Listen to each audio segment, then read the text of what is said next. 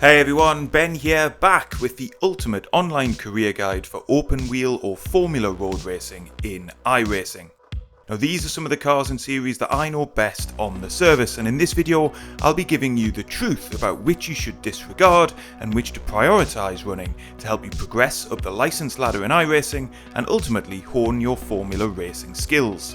If at any point during the video you find yourself enjoying the content or finding it useful, please do consider hitting the like button, commenting and subscribing to the channel for more sim racing content and iRacing guides, including buyer's guides, livery design, racecraft tips and much more. Right, let's get into it.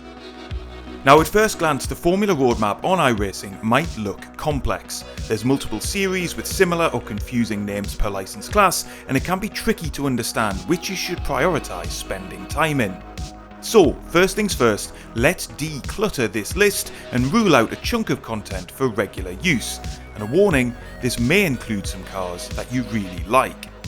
First, I can't see there being much value in the Formula V or the Skip Barber cars now that the Formula 1600 is in the sim. I'm sure there are nuances to the V and the Skippy and that each can be fun, but if you're looking for a lower powered, low to zero downforce open wheel option at rookies or D-Class, the 1600 is by a distance my recommendation. So, they're both gone. Of those remaining, a number are also non-starters, and I mean literal non-starters, as very often not enough drivers take to the grid for them to go official. The Dallara Formula IR needs to go immediately. Only 313 drivers took to a grid in the entirety of Season 3 2025, according to iRacing stats, compared to 111,000 who took to the track in the Formula 4 fixed. And sadly, if you're living outside of the US, then I think you're going to have to forget about finding regular stacked grids for road racing in the USF 2000 or Indy Pro 2002. The latter are both fun and challenging cars to drive, but if you can't get a regular official race to participate in, then it's difficult to recommend them. Unfortunately, the historic open wheel series suffer the same fate, but we'll come back to those before the end of the video. And finally, while this car will make an appearance in a speciality racing category that we'll get to later, I think realistically for most players, the Grand Prix Tour in A-Class, iRacing's weekly Formula 1 series, is largely one to be forgotten. Again, just over 300 drivers took to the track in Season 3 2025 across open and fixed series. You can't apply custom paints to the cars, and other much more popular series can provide a similar enough experience that mean they are much more worth your time on a week-to-week basis. However, as I say, like the historic cars above, we will come back to Formula 1 before the end of the video, so stick around for that. So, we've just ruled out the slowest and the fastest Formula machines on the service, and quite a bit in between. Where does that leave us in terms of a career path? Well, as mentioned, the Formula 1600 is my clear pick for rookie and even some D-Class racing. It's not got a lot in common necessarily with faster and more downforce dependent cars, but it is great to hone your racecraft and abilities at managing grip and slip angle through corners. And it can be riotously fun to drive, which is no doubt reflected in the fact that in Season 3 2025, a whopping 276,000 drivers took to the track in the Rookie Series, and a further 39,000 raced in D-Class. However, pretty soon you're going to want to graduate into something more akin to a modern downforce dependent open wheel car. In the first instance, that means progression to Formula 4, a powerhouse of iRacing, which boasts a fixed challenge series and 3 esports series running each season with dedicated servers running in specific regions. That means the Formula 4 gives you a lot of racing options, each of which tend to boast well-populated grids. Each of the 4 series available had over 55,000 drivers taking to the track during Season 3 2025. The car itself is fantastic, providing a good step up from the 1600, but still on the low power, low downforce end of things. You can quite happily spend several seasons racing in the Formula 4 across the various series on offer. It can teach you a lot on your journey to Formula car mastery, and while the racecraft and levels of chaos on track can get somewhat frustrating, the driving experience, popularity and range of racing options each week mean the F4 is a standout car on all of iRacing. When the time comes for a change and to progress up to C-Class, I recommend running both mainstream options. First the Super Formula Lights, and then the Dallara F3, each of which run with a fixed and an open setup series. The Super Formula Lights is the more straightforward of the two cars to hop into, in my opinion. It packs significantly more downforce than the F4, is really well planted, and I guarantee you'll be surprised at first by how late you can get on the brakes and still make the apex of corners. There's a very healthy player base running the SFL weekly, so you're almost always likely to find a decent sized and well matched grid to race against, so it's the ideal starting point at C license to get used to faster machinery. However, just because I'd recommend starting with the Super Formula Lights, that doesn't mean sleeping on the Dallara F3. Now the old F3 car is something of an iRacing icon. It's been on the service for a long time now and as such reflects an older model of a Formula 3 racing car. But it's arguably more fun and certainly more challenging to lap than the Super Formula Lights car. Races are longer, clocking in at around 25 minutes, demanding extended levels of concentration.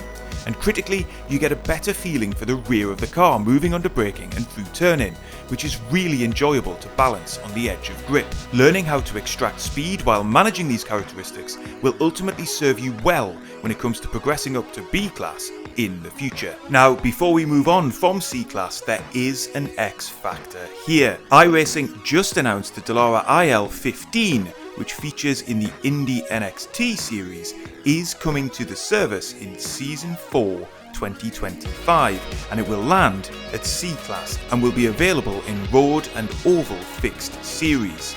Now this is going to be a high performance open wheel option, but it remains to be seen exactly how popular it is after its initial introduction into the service. But there's no doubt it represents an intriguing option and it may well shake up C class, so I would definitely recommend checking it out when it launches.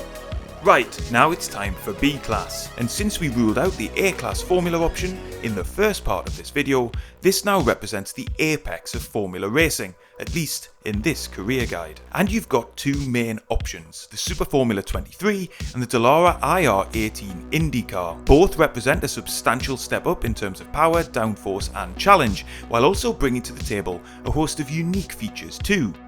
And once again, I recommend running both. The Super Formula 23 is your main series, and the IndyCar as and when you own the car and track combinations. The Super Formula 23 is the pinnacle of single-seater racing in Asia, boasting 550 brake horsepower and weighing in at just 677 kilograms.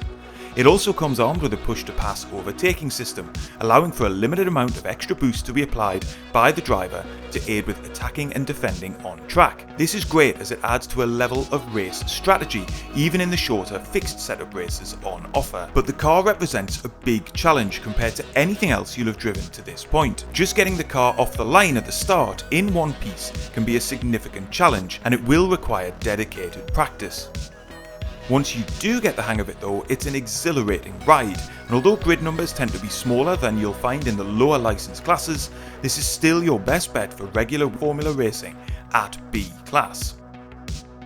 However, when it comes to the driving and racing experience, my favourite formula car on iRacing is the Dallara IR18 IndyCar, the pinnacle of single-seater racing in North America.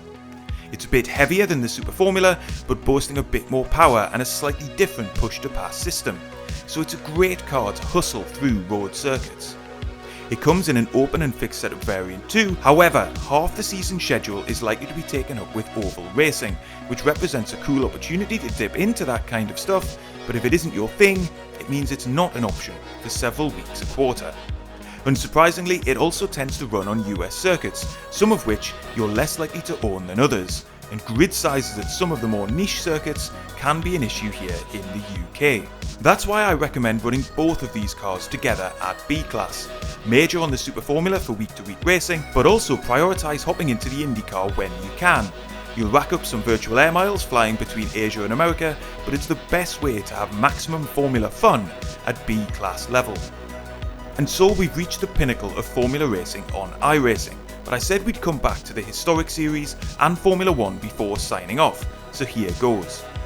If historic racing content really appeals to you, there are dedicated communities that gather together on the ranked servers once or twice a week, which provide a viable way to race this content online. It does resemble more of a league race, albeit on the official servers.